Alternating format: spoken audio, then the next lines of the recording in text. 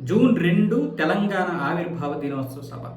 ఆ రోజు అంటే రేపు జనసేన ఏమొచ్చేసి తెలంగాణ నవనిర్మాణ సంకల్ప సభ జనసేన సాధక సమ్మేళనం పేరిట ఒక పెద్ద సంకల్ప సభను అయితే నిర్వహించనుంది. దీనికోసం ఇప్పుడు రాష్ట్రంలో జనసేన బలోపేతంపై కార్యకర్తలకు పవన్ కళ్యాణ్ దిశానిర్దేశం చేయబోతున్నారని ఒక వార్త వచ్చింది. దానికోసం ఏర్పాట్లు కూడా జరుగుతుంది. ఈ నేపథ్యంలో ఇప్పుడు కాంగ్రెస్ వాళ్ళు, బీఆర్ఎస్ వాళ్ళు చాలామంది దీన్ని విమర్శిస్తున్నారు. ఆంధ్ర నాయకుడివి, నువ్వు ఆ రోజు తెలంగాణని విమర్శించావు కదా, నీకెందుకు ఇప్పుడు ఇక్కడ అని. వాస్తవంగా చెప్పాలంటే తెలంగాణ సాధన సమయంలో అంటే ఉద్యమ సమయంలో ఎవరు దేనికైనా చేయొచ్చు, ఏ విధంగా మాట్లాడుకోవచ్చు. ఇంకా అది అయిపోయింది కదా. ఇప్పుడు పవన్ కళ్యాణ్ మీకు అవసరమా లేదనేది చూసుకోవాలి. వాస్తవంగా చెప్పాలంటే తెలంగాణలో ఇప్పుడు పవన్ కళ్యాణ్ అవసరం ఉంటే ఆదరించండి, అవసరం లేకపోతే వదిలేయండి. కానీ ఆయనకి పెట్టుకునే హక్కు అక్కడ ఉంది.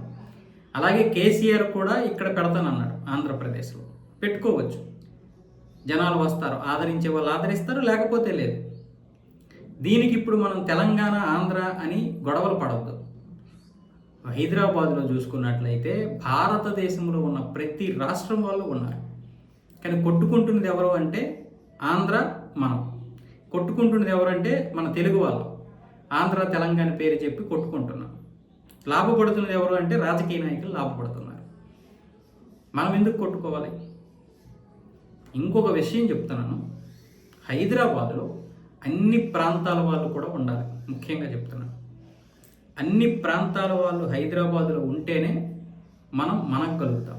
లేకపోతే ఒక్క వర్గం వాళ్ళ ఆధిపత్యం కొనసాగుతుంది. గుర్తుపెట్టుకోండి. ఇప్పుడు మనం కలవాల్సింది మనం ఏదైతే ఉన్నామో మన జాతి ప్రకారం మనం కలవాలి.